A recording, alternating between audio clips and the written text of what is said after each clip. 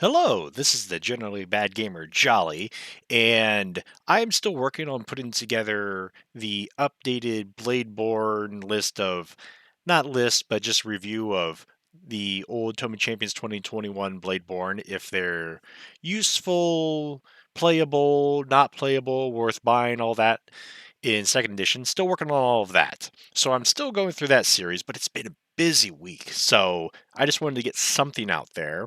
And this is something that I prepared a little while ago, but haven't really gotten to creating. So this is just four fun lists for Warcry that I want to try. And that's really it. I'm just going to present four lists that I'm going to try. One of them I'm going to be playing this Wednesday on a live stream. It'll be streaming through Guard Tower Games on Twitch, and the recording of it then, so it'll be a battle report basically, will go up the following Thursday. So that's happening this Wednesday, 6:30 p.m. Eastern Standard Time on Guard Tower Games Twitch channel. But let's go ahead and jump into this. These are four lists that I want to try playing for Warcry. Now, the first one is Fire Slayers.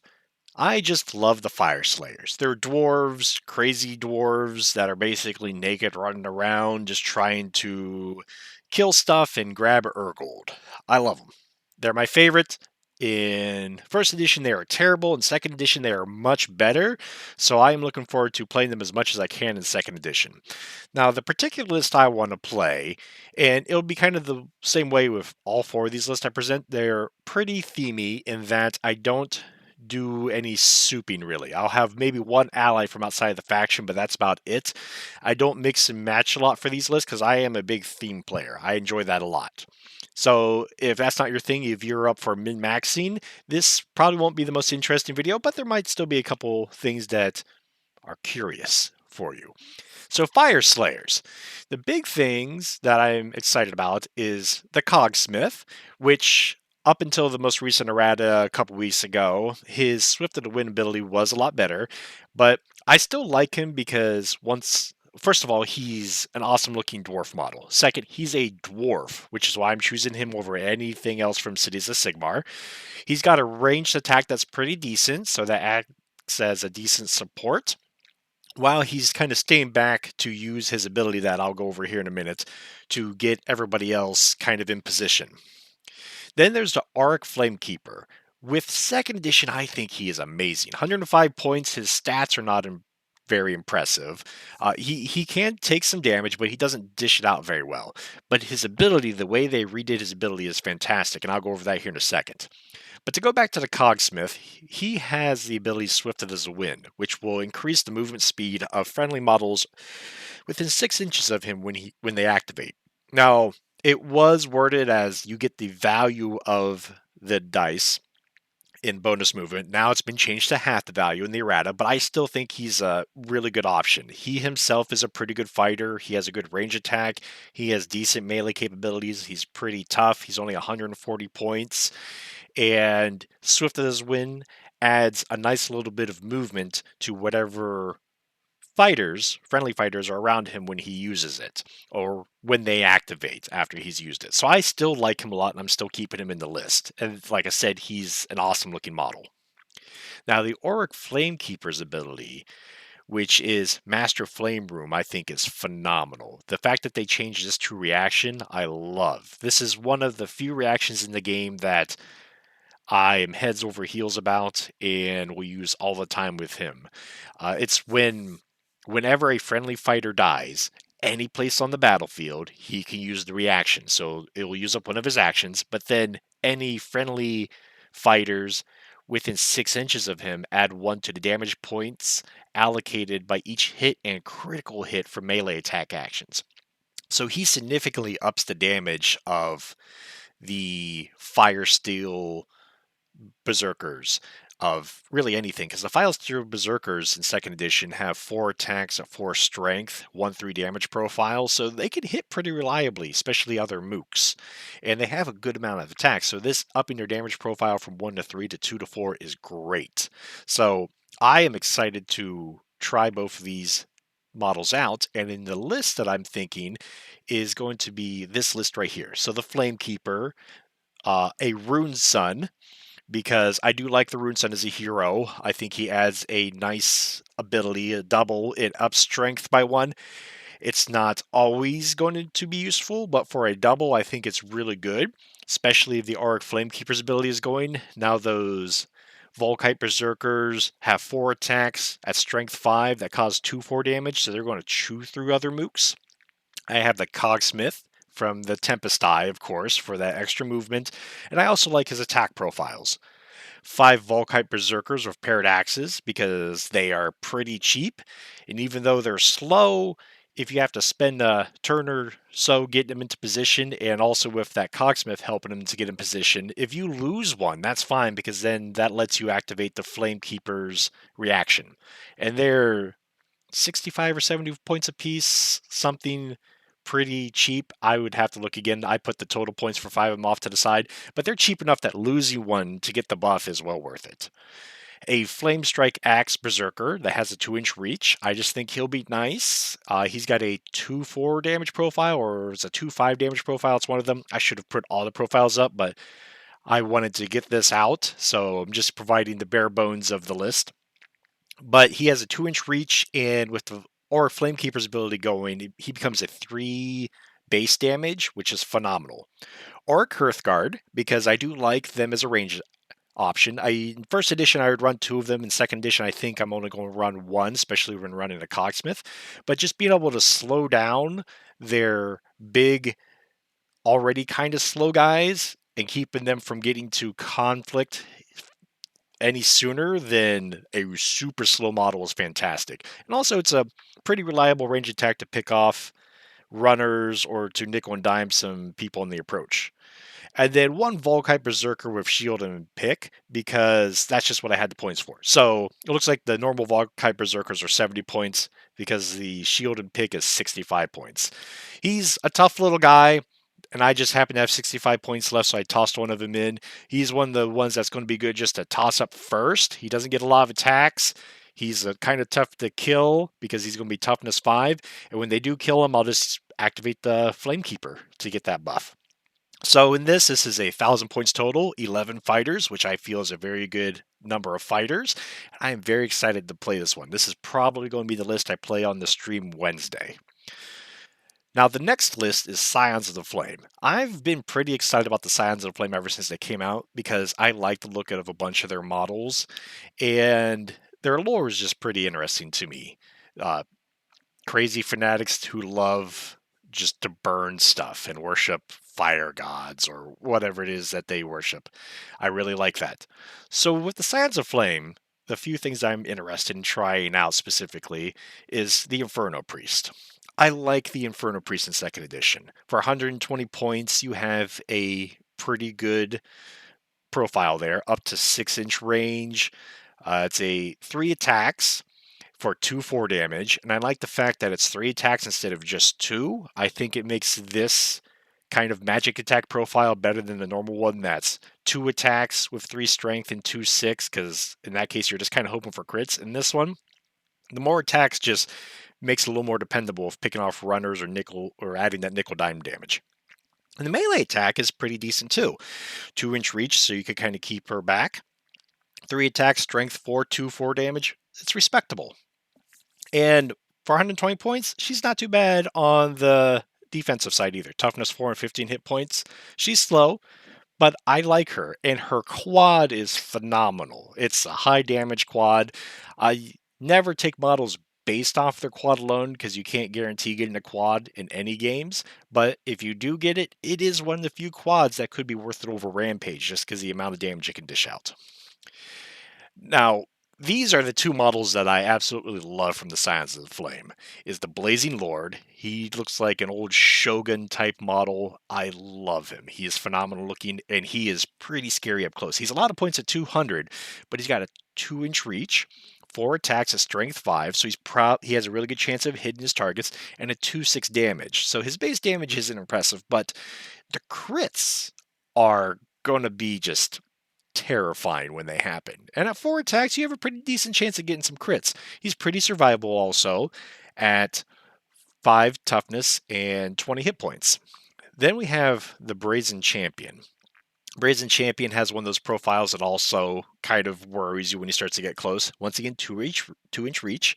I like that a lot because it helps out with their slower speed. Only 3 attacks, but once again, 5 strength. So he's going to be hitting with them quite often, especially against mooks. And at 3-6 damage, he's going to be able to kill mooks pretty decently. Once again, fairly tough at 4 toughness and 18 hit points. So I like him. I also think he's a phenomenal looking model. Now, the ally that I'm putting in is staying with this theme of burn things. And it's the Pyrocaster. I'm putting it in as an ally for a few reasons. One, it adds some range support to the list. Even though Warcry is primarily melee, I like to have at least 1 or 2 range elements in most of my list, just because it helps take out runners, it helps nickel and dime stuff in those scenarios where you have a treasure, especially if you're a slower list. Sometimes catching the person who has a treasure, even with the changed rules of them being slower and can't fly, is difficult. So this lets you potentially finish them off. And the Pyrocaster has 4 attacks, only strength 3 at 2-4 damage. But its double ability that comes from its original warband ups the strength of its range attacks. So it could be a really good way to take out chaff at range, to finish off anything that's running away, put some damage on things that are coming in close. It does that all really well. And the other thing I like is it's fast. It now has a flying room mark. After errata, it got the flying room mark. So that just makes it even better for maneuvering, but it's an 8 speed. It's not the toughest model you're going to have, only 3 toughness. It does have 20 hit points, but that 8 speed and those range attacks are kind of why I want to put it with this list. And we're staying with that theme of fiery stuff that's going to burn things. I could see the Scions of the Flame having received a blessing from Zeech, thinking he was a fire god in the form of a pyrocaster, and just being ecstatic and wanted to take it into battle to show off what their god has blessed them with. So I really like this. Now the list itself is the Blazing Lord, the Pyrocaster, the Brazen Champion, 1 Inferno Priest, 2 Initiates of Morning Stars, because that gives you a 3-inch reach on your Mook, 1 Initiate of Hooked Axe, and then 1 Fireborn, just a slightly tougher mid-tier model. Now, this is only 8 fighters, so it's less fighters than the Fire Slayer list, but I still think it could be pretty good because a lot of your models are pretty tough or have some good reach so they can stay out of the attack range of enemy models, forcing them to burn movement to close in the gap. So I'm looking forward to trying out this list. This won't be the one I'm trying out this Wednesday. I know that for sure because I don't have them finished painted, but this is one I want to try out in the near future. Next, we have the Rothmeyer Creed. Nurgle has been one of those factions and themes that I used to hate Nurgle. Not necessarily because of, well, yeah, it is. I just never found the models to be that appealing. But as I read more and more of the lore of Nurgle, I really started to like the Nurgle stuff even more. Nurgle being the one god that actually, one chaos god that is, that actually cares about his minions and followers, I find interesting. And his point of view is that his plagues don't bring death, they sow life, because all those viruses and bacteria and those plagues are life themselves. So I really like the Nurgle lore, and I really like the Rothmeyer Creed. Now with them, I'm going to bring an ally of the Harbinger of Decay. I love this model.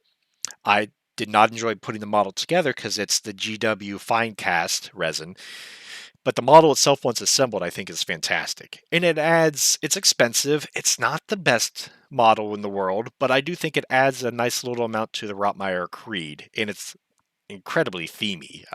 Like I said, I could see the Harbinger going into the Rothmeyer's territory and them seeing him as this great scion or harbinger of the god that they worship or the god that they think they worship.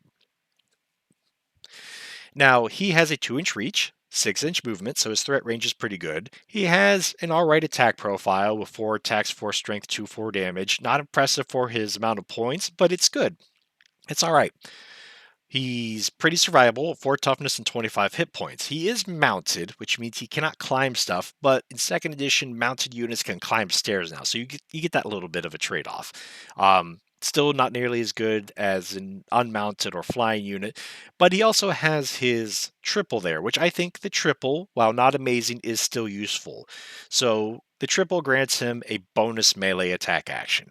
Once again, this is something that'll let you kind of maybe catch up to a runner who's super quick. You double move him and then you use your triple to get an attack action.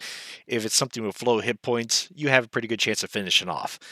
The bonus to it is a little disappointing after you hit. If you score, first of all, if you score any critical hits, then you roll a dice, and on a 4+ you get something else. I think having to roll the 4+ is ridiculous. I think it should just take place with critical hits. But that whole bonus thing is kind of just moot because you're using it just to get the extra attack action, the bonus attack action. So I'm going to run him as my ally in this list. Now, the star of the show otherwise are going to be these guys because for their point costs, they are just phenomenal. They are slow at 4 movement, pretty good toughness of 4, 18 hit points. All right, so far we're looking good. The attack profile of the non-net version is 5 attacks at 4 strength, 2/5 damage. So his attack profile is better than the Harbinger of Decays, minus not having the 2-inch reach. So for 145 points, that's pretty spectacular.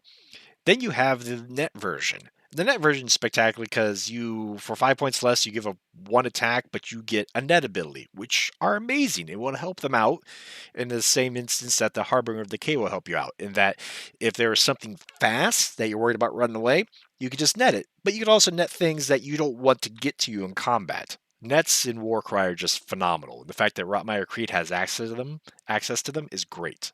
So the list itself is going to be the Witherlord, who is a respectable leader in his own right. His damage profile is pretty terrifying, and his triples can be really good. The Harbinger of Decay, so that'll be the ally. I put it in here as a hero, but actually he should be an ally, not a hero, so I've got a little bit of a typo there. One of those bloated ones that we saw on the previous slide with the Raker Claws, and then 2 of them with the Barbed Net, because I think having 2 nets in the list will be really good. Then we look at just 2 Mire Folk Outcasts, just some chumps with biowood weapons, and then 1 with a shield to fill in points and just to have more bodies. Now this, once again, this is only 8 fighters total at 1,000 points, so a little less fighters than what you might want, but it's in that ballpark number, that's alright. But I think the damage potential here in having 2 nets is really good. You've got the Witherlord, the 3 bloated ones, and the Harbinger of the Cave that all have pretty decent damage output capabilities. And then you've also got 2 nets on them, and then you've got a couple of mooks to just tie up stuff. I'm excited to try this list, and this will actually be the very first Nurgle list of any kind that I've played. I've collected Death Guard for 40k, but I haven't actually played them yet. So this will be the first type of Nurgle list I've ever played in my 20-some years of playing GW games. The next and final list is for Soulblight Gravelords, and this one I am super excited to try, but I don't have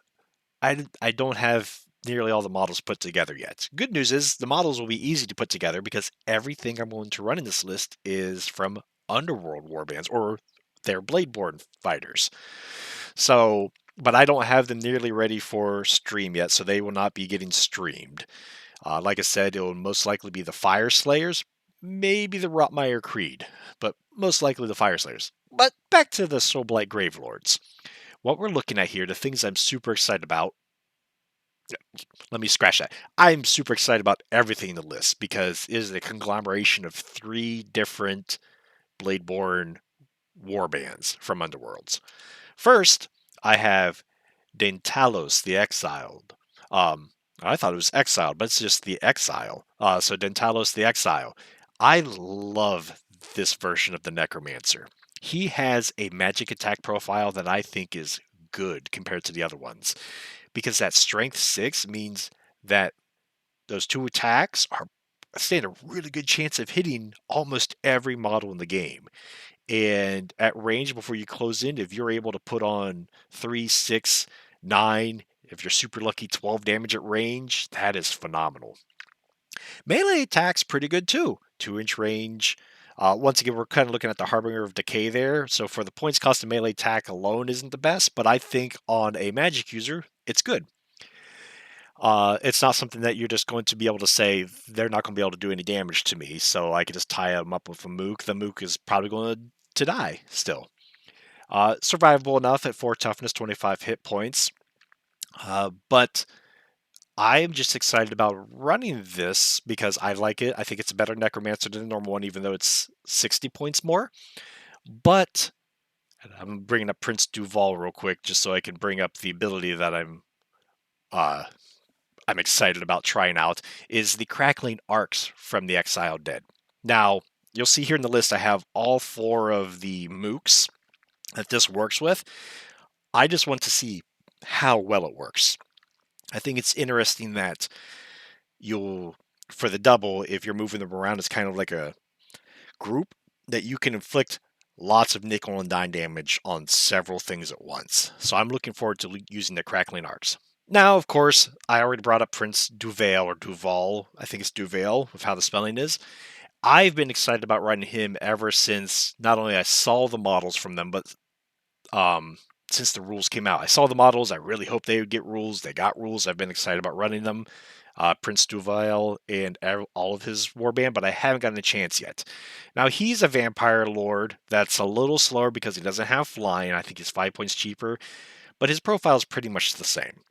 He's got one of those crit profiles that makes it scary to get crit by him, and he's pretty survivable at 4 toughness, 26 hit points, and he's got a movement of 5, which is all right. I also like his double. I don't have his double in this slide presentation, but his double, um, I think it's decent. It adds to all critical hits, I believe, of friendly fighters within 6 inches, and it's a double. So I think for a double, it could be pretty nice, especially if you're crowding in lots of stuff. And this list has a pretty decent amount of models in it, which you'll see here in a minute. So I'm just excited to run him as my hero.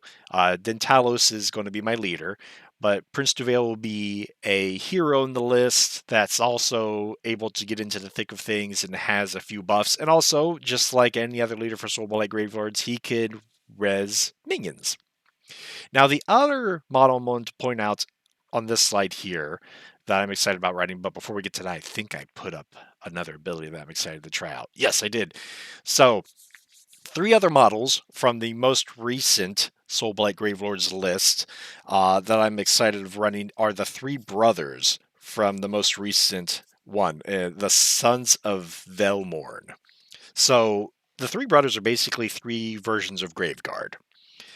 The awesome thing about them is this ability. I like it. If one of them has attacked someone, then the other 2 of them can spend a double to add 2 attacks to the melee characteristics made by this fighter. So you kind of move them around as a group the same way you would move the 4 zombies with Crackling Arcs around as a group.